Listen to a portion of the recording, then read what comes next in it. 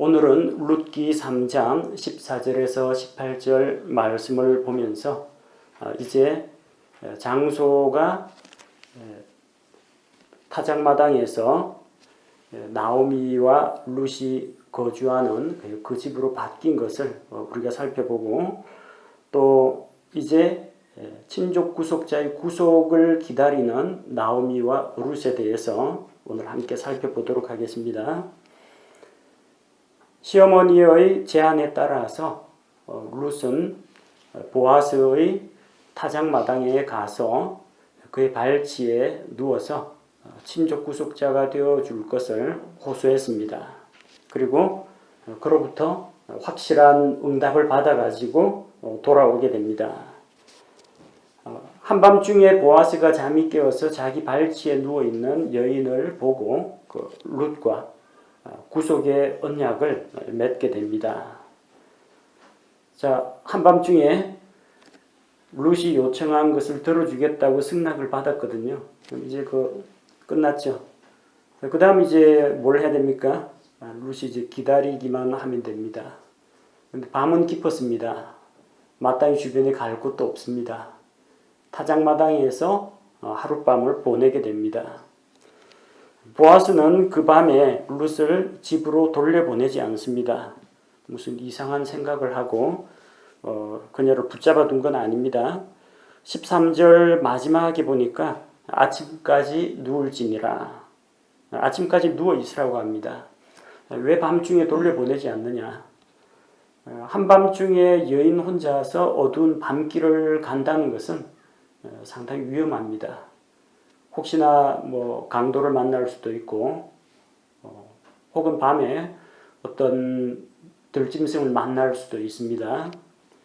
그렇다고 해서 또 두 사람이 또 나란히 손잡고 밤길을 걸어갈 수도 또 없습니다. 타작마당은 또 지켜야 하거든요.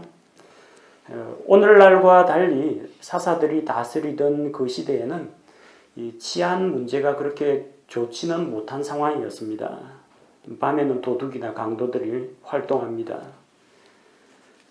우리 잠언에 보면 도둑에 대한 이야기가 나오는데, 이 하나님의 백성이라고 하는 이스라엘 백성 안에도 도둑질하는 사람이 있었다는 겁니다. 밤길 조심해야 됩니다. 사사기 5장 6절에 보니까 아나세 아들 삼갈의 시대와 야엘의 시대에 큰 길들이 비었고 여행자들이 샛길들로 다녔도다. 여행자나 상인들이 큰 길로 다니질 못합니다. 길가에 매복해 있던 강도 떼를 만나기 때문에. 그래서 사람들에게 잘 알려지지 않은 샛길로 다니는 사람들이 많았습니다. 한밤중에 여인 혼자서 어두운 밤길을 간다는 것은 상당히 부담스러운 일이기 때문에 보아스는 룻을 안전하게 지켜주기 위해서 타작마당에서 하룻밤을 보내게 했습니다. 보아스가 룻을 하룻밤새 잡아두고 자기 옆에 자기 품에 안고 자려고 그랬던 건 아닙니다. 본문 말씀에 보니까 14절에 보니까 룻이 아침까지 그의 발치에 누웠다가 이 자세가 참 묘하죠. 보아스는 일자로 누워있고 그 발치 끝에 T자로 룻이 누워 있습니다. 이게 신체적인 접촉을 할 수가 없는 그런 상황입니다. 아마도 이제 추위를 면하기 위해서 보아스가 자기가 덮고 있던 겉옷을 아마도 가슴이나 허리께로 내려가지고 룻을 덮어주었을 겁니다. 하지만 두 사람은 다른 신체 접촉 없이 그런 자세로 하룻밤을 보냈다는 겁니다. 대단하죠. 한쪽은 이미 결혼한 경험이 있는 젊은 과부고, 한쪽은 아직까지 결혼을 못한 노총각입니다. 노총각과 젊은 과부가 아무도 안 보는 타작마당에서, 쉽게 말하면 하나님께서 보고 계시는 타작마당에서 아무 일도 일어나지 않고 하룻밤을 보냈습니다. 14절에 보니까 보아스는 이 밤을 여기에서 머무르라, 그리고 발치에 누워있다가 사람들이 알아보지 못할 그 새벽 어둑어둑할 때, 막 날이 밝아올 때 그 무렵에 룻을 보내기로 했습니다. 왜냐하면 여인이 타작마당에 들어온 것을 사람들이 알지 못하게 하기 위해서입니다. 여자는 타작마당에 들어오면 부정을 타느냐 그런 이야기는 아니고 동네 사람들이 다 압니다. 밭주인인 보아스가 오늘 보리를 타작한 다음에 타작마당에서 혼자 밤을 샌다는 걸 압니다. 동네 사람 다 알고 나오미도 알고 있습니다. 자, 그런데 알고 보니까 보아스가 그날 밤 혼자서 밤을 보낸 게 아니라 그 옆에 뭐 젊은 과부하고 같이 밤을 보냈다 하던데 이 말이 나돌면 상당히 곤란한 문제가 생깁니다. 지금까지 룻은 베들레헴 이 동네 사람들에게 현숙한 여인으로 소문이 났습니다. 그 몸가짐을 단정하고 조신하게 하고 시부모를 잘 봉양하고 아침부터 저녁까지 부지런히 일하는 아주 모범적인 여성으로 소문이 났습니다. 근데 알고 보니까 낮에는 열심히 일하고 밤에는 한밤중에 보아스의 타작마당에서 둘이서 한밤을 같이 보냈다. 이렇게 되면은 오해를 받을 수가 있습니다. 당사자들은 아무런 문제가 없습니다. 두 사람 다 양심에 거리낌이 없습니다. 그러나 그게 대외적으로 알려져서 좋을 게 없다는 거죠. 보아스는 룻의 체면과 명예를 생각해 준 겁니다. 자칫 잘못하면은 룻이 경건하지 못한 그런 여인으로 소문이 날 수가 있습니다.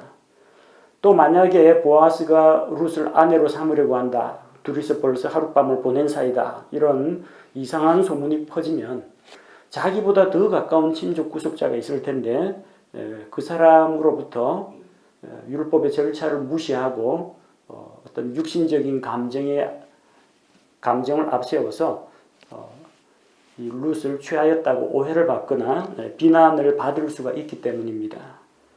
그래서 그녀를 붙잡아둔 것은 보아스가 룻을 조금 더 오랫동안 보고 싶고 밤 동안에 무슨 사랑을 속삭이기 위해서라기보다는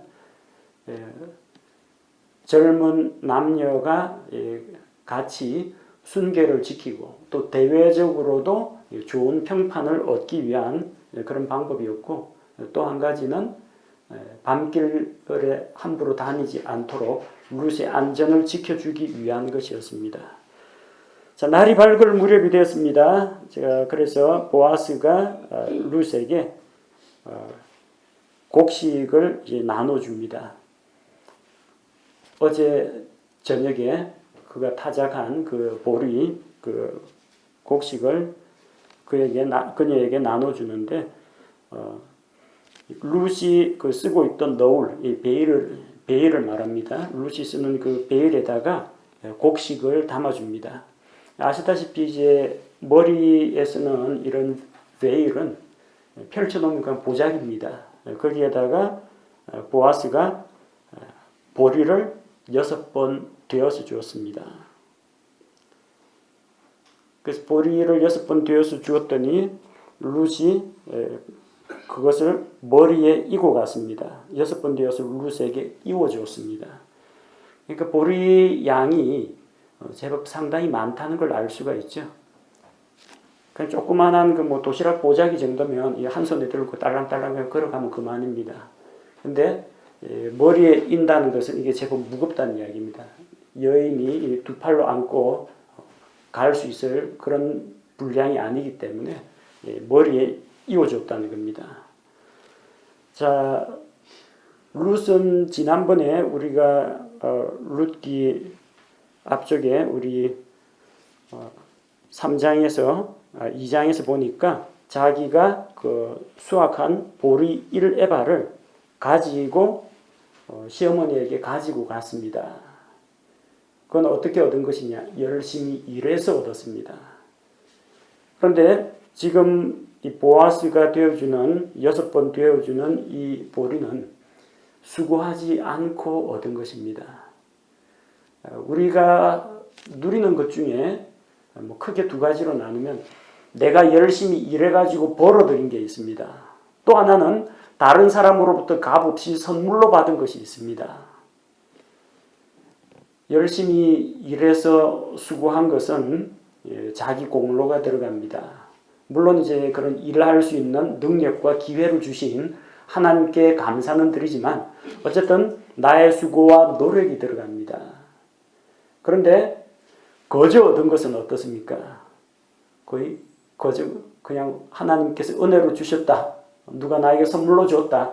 감사할 따름입니다. 오로지 감사합니다. 나는 아무 공로 없으나 나는 수고한 것이 없으나 하나님께서 나에게 은혜의 선물로 주셨다. 근데 대개의 경우 내가 일해서 얻는 것보다는 수고해서 얻는 것보다는 선물로 받는 것이 더 기분이 좋습니다. 또 어떤 때는 선물로 받는 것이 더 푸짐하고 후합니다.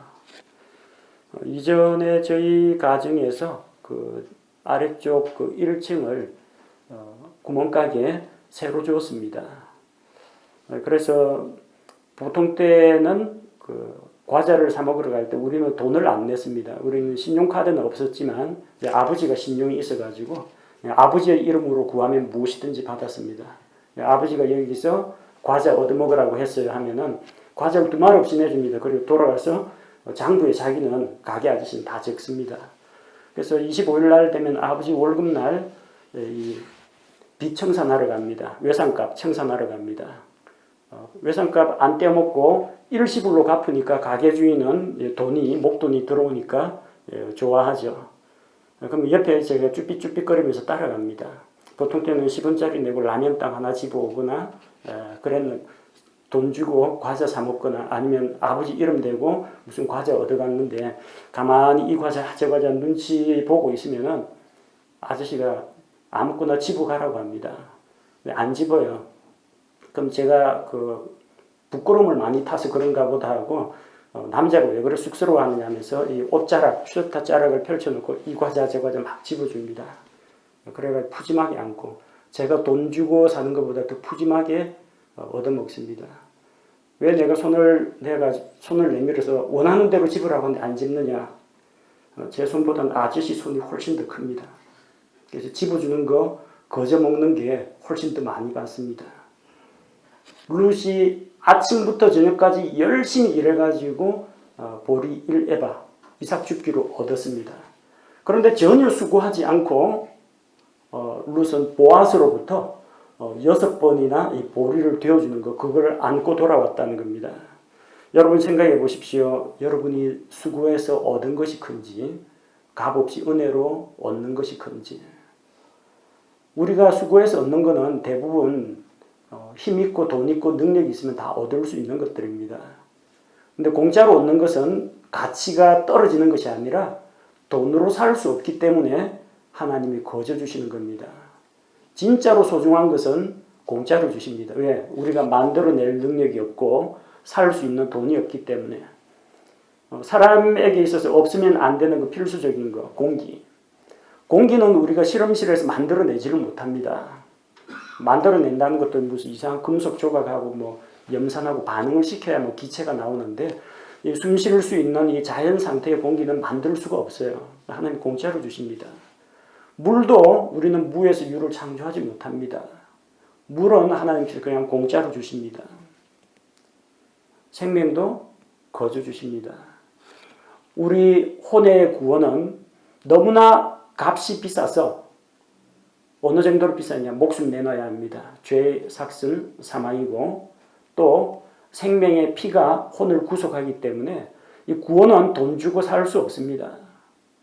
돈 주고 살 수 없기 때문에 하나님께서 우리에게 은혜의 선물로 주시는 겁니다. 여러분 공짜라고 가볍게 여기지 마십시오. 거저 주는 것이 더 가치 있고 더 중요한 것일 때가 훨씬 더 많습니다. 일하지 않은 룻은 은혜의 선물을 맛보았습니다. 그래서 그 곡식을 가지고 도시로 들어왔습니다.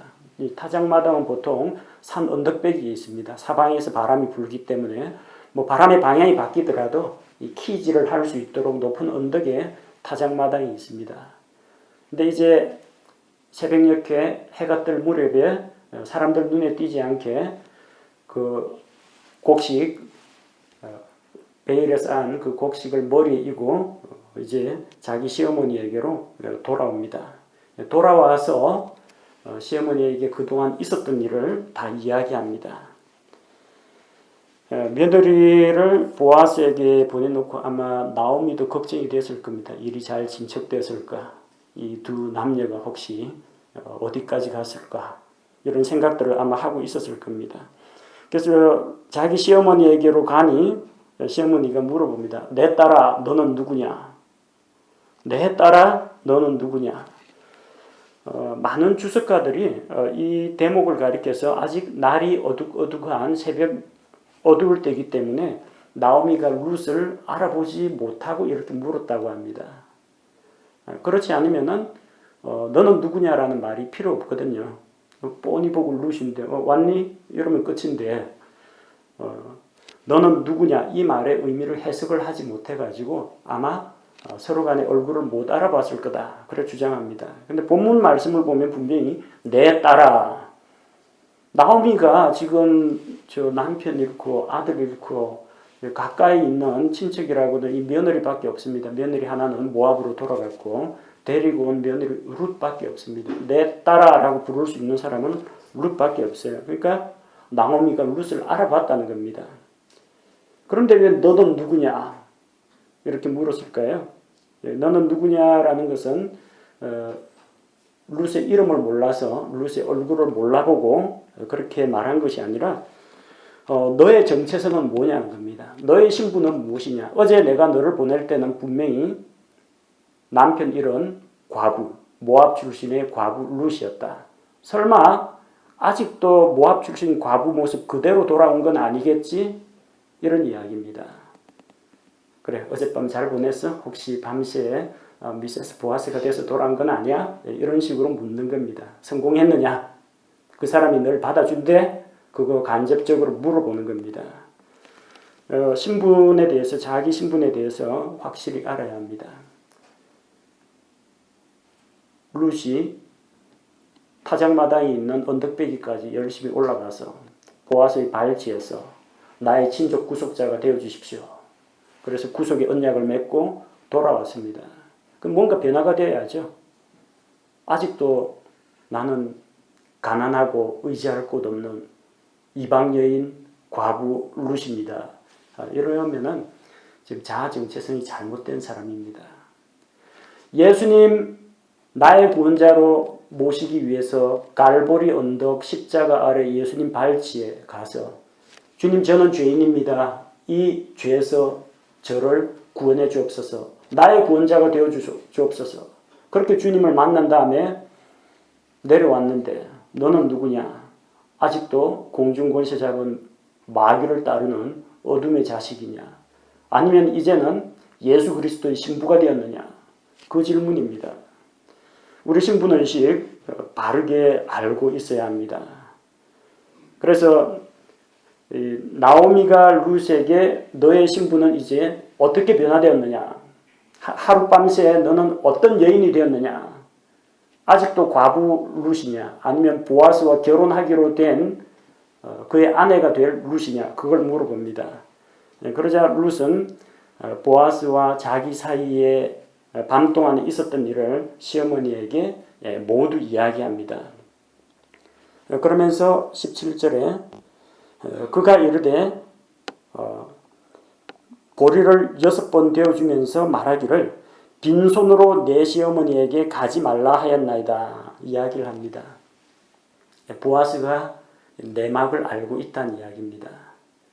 모압 여인 룻이 친족 구속자가 무엇인지 어떻게 알았겠어요? 그리고 유대 땅 베들레헴의 엘리멜렉의 친족이 누구인지 그가 베들레헴에서 결혼 생활을 했다면 몰라도 엘리멜렉과 말론과 기르온 나오미 일가족이 모압에 가서 거기에서 결혼을 했는데 엘리멜렉 친척이 누구인지 친척 가운데 보아스라는 사람이 있는지 없는지 어떻게 알았겠어요? 그 배우의 시어머니가 있다는 겁니다. 틀림없이 그 시어머니 나오미가 룻에게 귀뜸을 해줘가지고 자기한테 들여보낸 것이라는 것을 보아스가 파악을 했습니다. 그래서 시어머니한테 갈 때 빈손으로 가지 말라고 선물로 보리를 되어준 겁니다.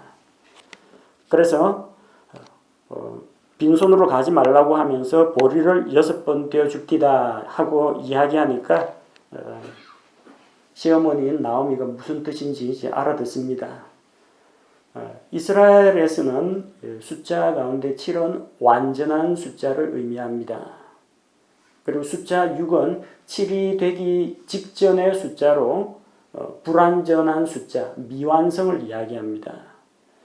보아스가 왜 이왕 되어줄 거 6번 되지 말고 7번, 아니 10대 정도 되어주면 좋을 텐데, 십진법으로 하면은 10대 되어주면, 아니면 그냥 하인들 시켜가지고 그냥 보리 한 가마 그냥 갖다 주면은 더 나을 텐데 왜 그걸 굳이 6번 되어서 줬느냐. 6번 되었다는 것은 완성이 멀지 않았다는 이야기입니다. 지금은 미완성이지만 그 완성하기 위해서 그가 열심히 일을 하겠다는 이야기입니다. 6번은 불완전합니다. 미완성입니다. 친족 구속자로서 그 의무를 이행하겠다고 약속은 했지만 그 밤 사이에 땅을 되사고 과부 룻을 아내로 삼는 일이 다 이루어진 건 아닙니다. 날이 밝으면 이제 진행할 겁니다. 그래서 그 일이 아직 진행 중이고 머지않아 곧 완성된다.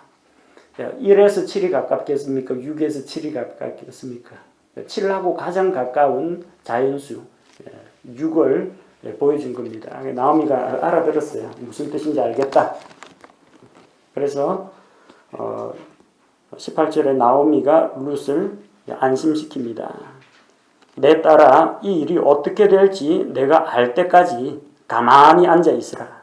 그 사람이 이날, 지금 해 떴거든요. 이날 그 일을 끝마치기 전에는 안식하지 아니하리라. 나오미는 보아스가 룻에게 친족 구속자로서의 그 의무를 다 이행하고 구속 사역을 완성할 것을 확신하고 있었습니다.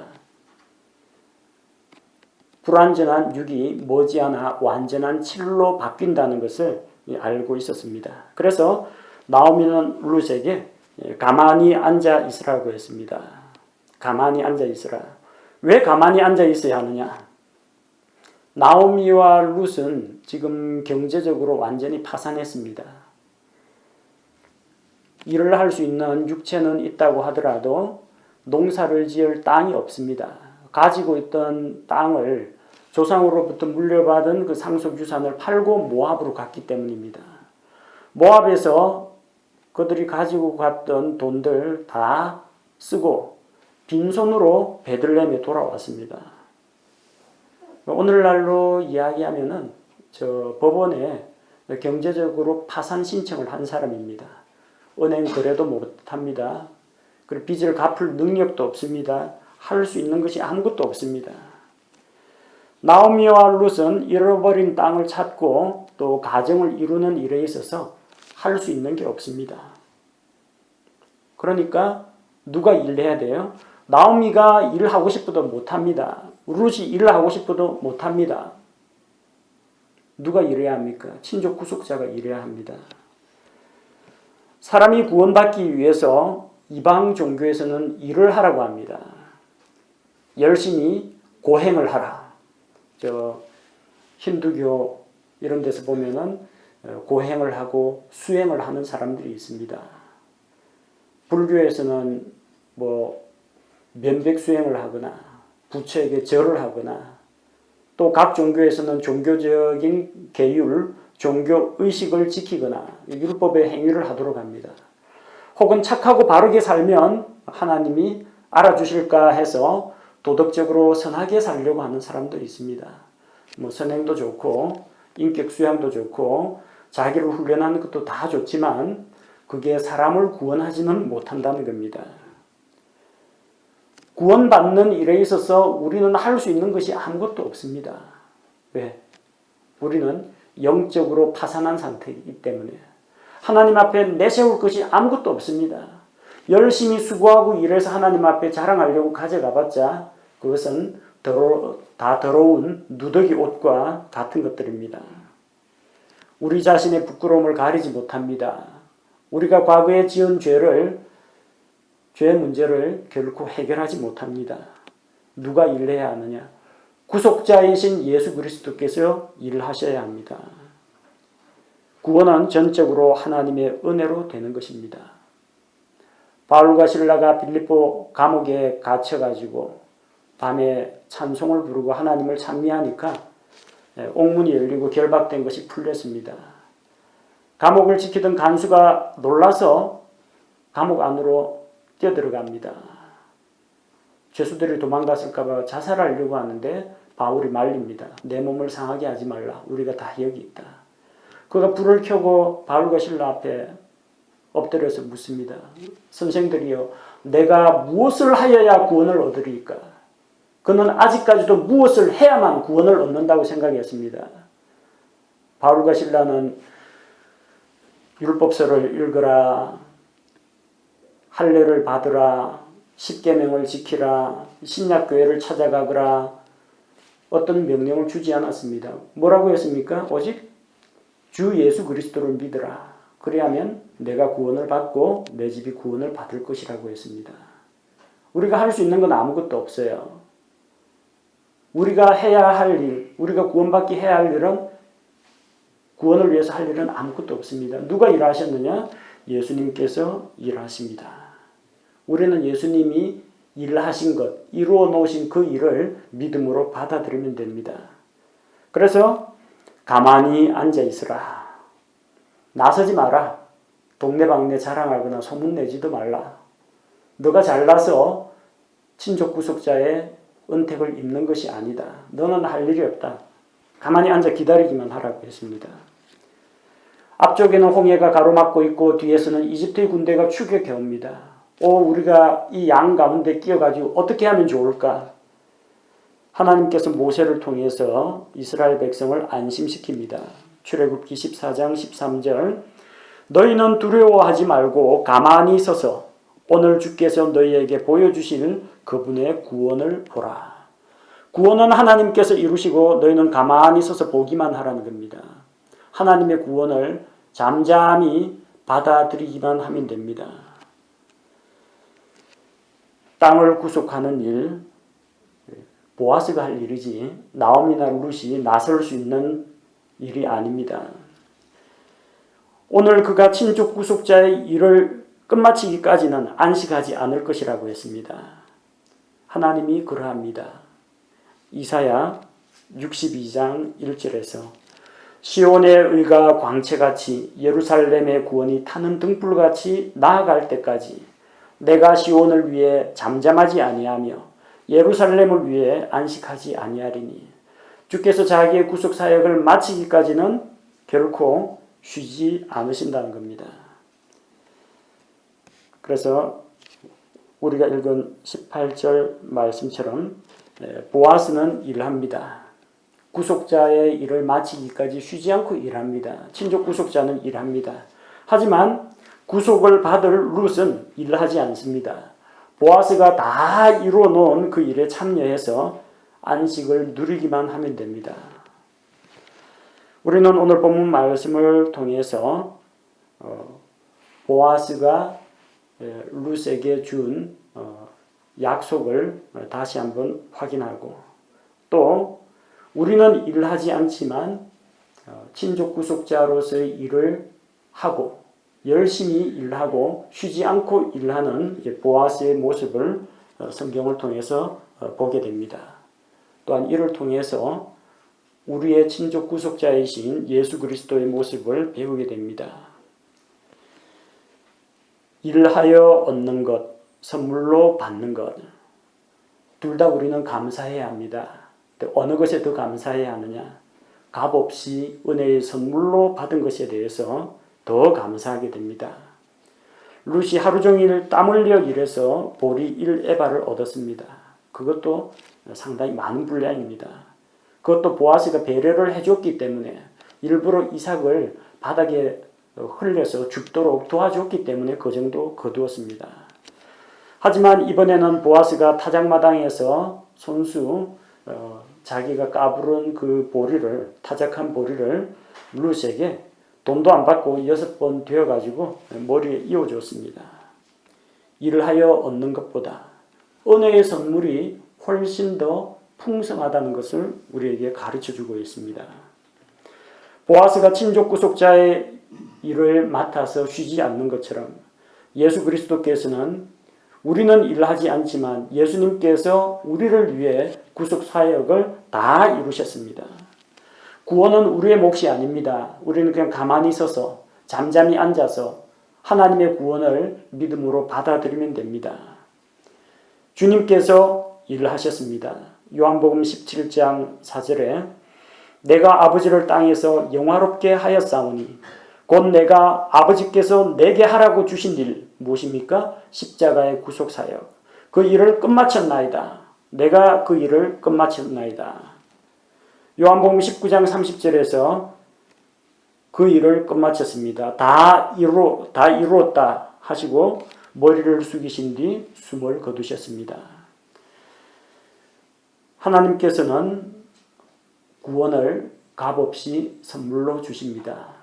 이 구원은 우리의 노력으로, 돈으로, 우리의 의로운 행실로 결코 살 수가 없기 때문입니다.